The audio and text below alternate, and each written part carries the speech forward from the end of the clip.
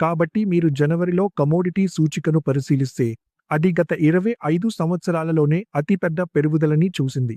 దీనికి అత్యంత బలమైన ఆర్థిక కార్యకలాపాలు మరియు భౌగోళిక రాజకీయ ప్రమాదం కలిసి కారణమయ్యాయి. అందువల్ల టారిఫ్ అనిశ్చితి తగ్గిపోతున్నప్పటికీ, మీకు గుర్తుంటే జనవరి నెలలో గ్రీన్లాండ్కు సంబంధించి యుఎస్ మరియు యూరోజోన్ మధ్య పెద్ద ఘర్షణలు జరిగాయి. ఆ సమయంలో డెన్మార్క్, నార్వేలతో సహా అనేక యూరోపియన్ దేశాలు అమెరికా యుఎస్ ట్రెజరీలు మరియు యుఎస్ డాలర్ హోల్డింగ్లను తగ్గించడం గురించి మాట్లాడాయి. అందువల్ల యుఎస్ డాలర్పై అనిశ్చితి ఉన్నప్పుడు సాధారణంగా యుఎస్ డాలర్ మరియు కమోడిటీలకు విరుద్ధ సంబంధం ఉంటుంది. కాబట్టి కొన్ని యూరోపియన్ దేశాలు తమ డాలర్ హోల్డింగ్లను తగ్గించుకుంటాయనే అంచనాల కారణంగా యుఎస్ డాలర్ బలహీనపడిన ఈ సమయంలో వెండి, బంగారం మరియు ఇతర విలువైన లోహాలలో కూడా మనం తీవ్రమైన ర్యాలీని చూశాము. కాబట్టి అది గ్రీన్లాండ్కు సంబంధించి యుఎస్ మరియు యూరోజోన్ మధ్య ఘర్షణలు తారాస్థాయికి చేరుకున్న సమయంలో విలువైన లోహాలు పెరగడం మనం చూశాము. మరియు మీరు ఇతర లోహాలను చూస్తే, ఉదాహరణకు కాపర్, అల్యూమినియం వంటి పరిశ్రమ లోహాలు, ఇవి కూడా సరఫరా తక్కువగా ఉండి డిమాండ్ మాత్రం ఏఐ మరియు ఇతర సాంకేతిక వినియోగాల వల్ల చాలా ఎక్కువగా ఉంది. మొత్తంగా చూస్తే కమోడిటీ సైకిల్స్ బాగా నడుస్తున్నట్లు కనిపిస్తున్నాయి.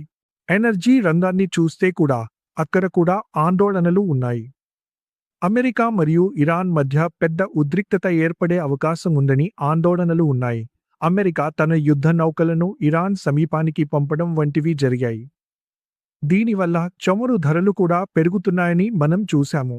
దీనికి తోడు యూరప్లో ఏర్పడుతున్న వాతావరణ పరిస్థితులను చూస్తే అది చాలా కఠినమైన శీతాకాలం, చాలా తక్కువ ఉష్ణోగ్రతలు. అందుకే సహజ వాయువు ధరలు కూడా పెరిగినట్లు చూశాము. నిజానికి మీరు ఈ రోజు స్టాక్ను కూడా చూస్తే యూరప్లో సహజ వాయువు నిల్వలు ఇంకా తక్కువగానే ఉన్నాయి, ధరలు కూడా పెరుగుతూనే ఉన్నాయి.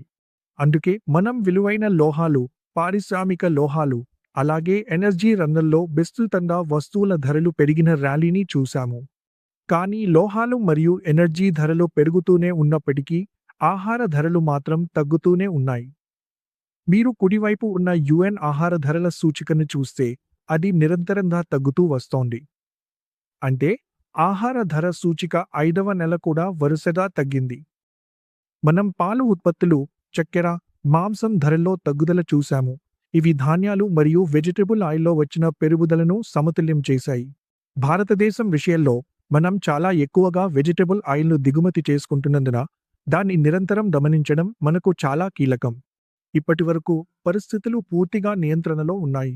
మన ద్రవ్యోల్బణం ఇప్పటికీ మధ్యస్థంగానే ఉంది. మ్యూచువల్ ఫండ్లో పెట్టుబడి మార్కెట్ సంక్షోభాలకి లోబడి ఉంటుంది. స్కీమ్కి సంబంధించిన అన్ని డాక్యుమెంట్స్ని జాగ్రత్తగా చదవండి.